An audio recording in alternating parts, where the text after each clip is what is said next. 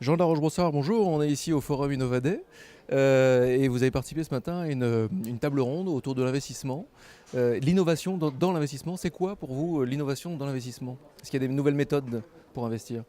Avant l'investissement, il était assez simple, c'est on lève de l'argent, on investit et on attend le retour. Et aujourd'hui, avec le numérique et les écosystèmes qui se créent, on arrive à offrir plein d'outils innovants, des réseaux plus performants et des moyens d'accompagner les startups beaucoup mieux qu'on le faisait auparavant.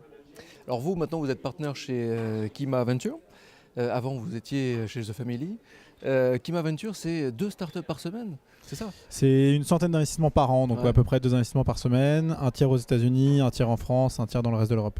Le tri, on le fait comment? Parce que vous devez être complètement harcelé de nouveaux projets. On va passer 500 dossiers par semaine en moyenne, donc c'est beaucoup. Pour ça, on a développé des outils internes de screening. Et ensuite, notre objectif, il est simple, c'est d'avoir des grilles de lecture qui nous permettent de dire non rapidement pour pouvoir se focus sur les autres boîtes qui nous intéressent. Alors si par exemple je veux lancer une startup, c'est quoi les critères qui vont faire émerger mon projet chez vous? C'est ceux qui arrivent, qui ont une courbe d'apprentissage et d'exécution qui est plus rapide que la moyenne sur des gros marchés. Donc des entrepreneurs qui avaient peu ont réussi à faire beaucoup. Forcément, ça marque un investisseur.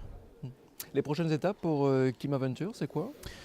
La problématique de Kima Venture, quand on fait 100 deals par an, c'est que bientôt on sera à 1000 boîtes dans notre portefeuille. 1000 boîtes dans notre portefeuille, ça veut dire qu'on va avoir beaucoup de choses à gérer à la fois. Donc il faut continuer d'améliorer l'outil interne pour accompagner les boîtes, pour gérer le deal flow, gérer le portfolio. Et puis, je sais pas, on a une idée à la minute et une fois de temps en temps, on lance un nouveau projet. Donc on en reparlera dans quelques mois. Et j'imagine que c'est de l'investissement, mais c'est de l'investissement et aussi de l'accompagnement derrière. Vous ne les laissez pas comme ça, juste avec de l'argent. Quand on est 4 et qu'on investit dans 100 boîtes par an, vous dire qu'on fait de l'accompagnement, ce serait présomptueux de ma part. On est présent quand les boîtes ont besoin de nous. On n'est pas des babysitters, mais s'ils nous appellent, on est là. D'un point de vue stratégique, pour leur prochaine levée de fonds, pour leur présenter d'autres investisseurs, on sait faire.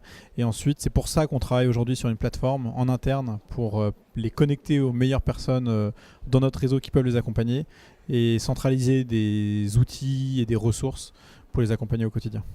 Alors je vous pose une question qui va peut-être vous faire sourire, mais en gros j'ai envie de vous demander comment va la France? Comment va la France sur l'investissement, sur l'innovation, sur les startups?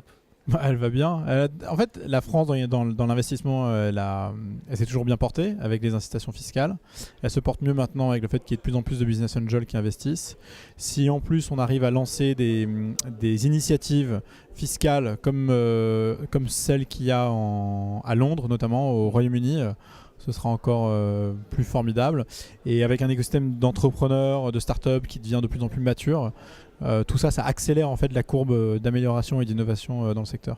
Donc une rencontre entre une startup et une ETI ou un gros groupe, ou le monde de la recherche d'ailleurs, c'est pas forcément la rencontre du troisième type maintenant, c'est quelque chose de relativement normal. Si, c'est encore un joli bordel quand même. Non, on n'en est pas encore là. Le problème des grands groupes, c'est que les cycles de décision sont très longs et tortueux. Si vous avez une personne qui est moteur, vous avez encore 4 autres personnes qui, elles, n'ont pas compris à convaincre. Donc on a encore beaucoup de travail de ce côté-là. Mais bon, tout le monde fait des efforts et on va finir par y arriver. On va y arriver. Ouais. Merci beaucoup. Merci.